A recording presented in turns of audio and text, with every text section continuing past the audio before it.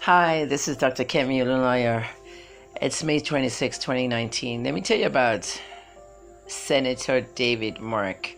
Remember, he used to be the leader of the Senate president for a while. His own salary was $600 million a year plus $1.5 billion location allowance.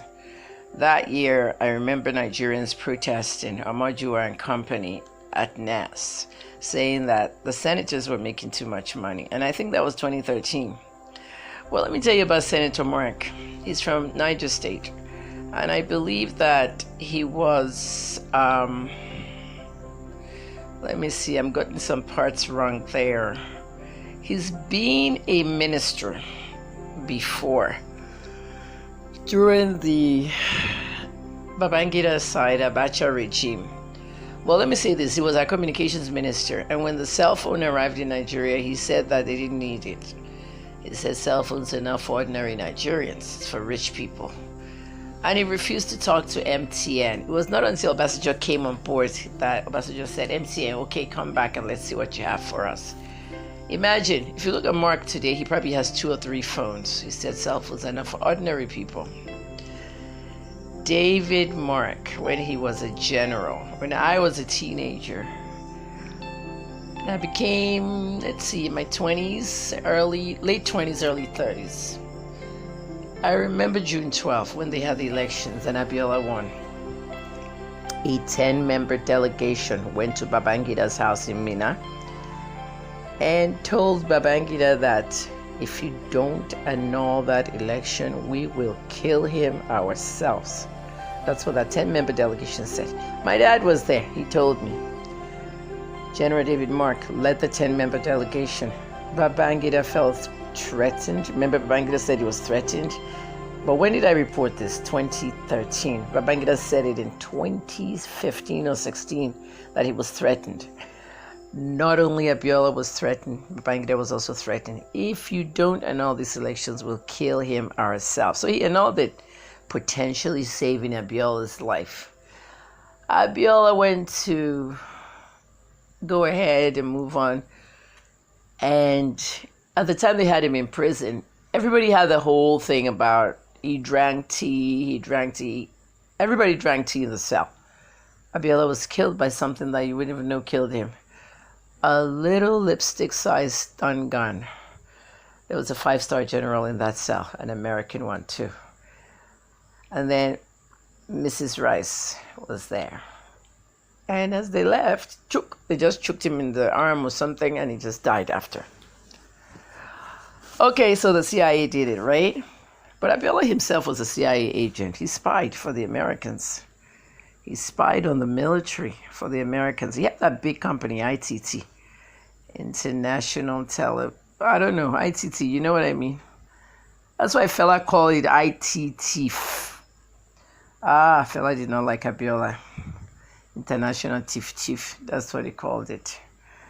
That's when we had landlines and we had Nitel, and Nigeria was really a country.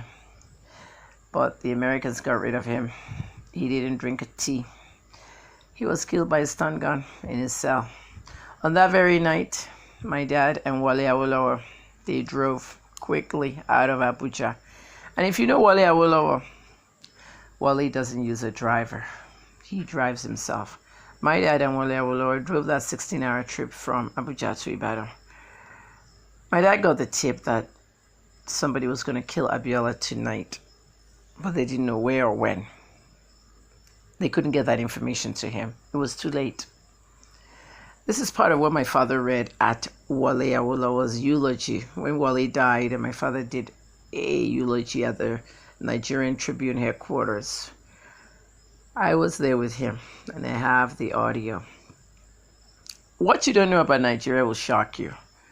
So when June 12th came last year, and Buhari was up there giving the Abiola's awards and making their father, a real president after he's gone, honorary, it's to tell you that some of the people that were in the government stopped Abiola from becoming president. If you were to say that General David Mark stopped him from becoming president, led a 10-member delegation, but yet the youth in Niger State still voted him as a senator and then Senate president, the same people So when the Olubadan turned 100 years old in 2014, the day the Chibok girls was arrested, 14th of April, the day of my father's 79th birthday, David Mark came to Ibadan to celebrate the Olubadan's 100th birthday. 100, well, my dad was 79, and that night will be the Chibok girls kidnapping, and that morning was the Inyanya bombing. April 14th, 2014. David Mark was supposed to get a chieftaincy title, as well as Wale Soyinka and a woman. We went out and we protested so that David Mark does not get that traditional title. Why should we give David Mark a traditional title in Yoruba land after he stopped the first fear elected Yoruba man in a long time from becoming president? My dad called me and said, Kemi, please, everybody's scared of you.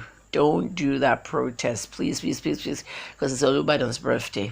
I respected his wishes and we didn't protest because we planned to do a massive protest. David Mark got a chieftaincy title and went back to the Senate and his home. This is how brainwashed and stupid as we are, Yoruba people. We give the wrong people traditional titles. And then somebody told me, oh, he paid 10 million for that title. So the Olubadan's palace got 10 million. At that time, it was the Lanos. Olubadan Lanos died now. But did we collect 10 million naira in exchange for the traditional title we gave him? Very sad, sad country. That's it. David Mark exposed. His son came after me. He was threatening me. I said, bring it on. You never heard from him again. It's the truth. So last year when Buhari made June 12th, Abiola Day, Democratic Day, David Mark's story came out. AD told it on Twitter, Mr. AD, from the same man that stopped Abiola from becoming president. He now became Senate president. He now took his uniform out and wore Agbada to become a civilian leader. This is Nigeria for you, and you're the youth, and you're the only one that can vote them out each time. We told you to vote for Showore. You didn't listen to us. Look where you are now. I'm Kemi Olunloyo. Kemi Talks.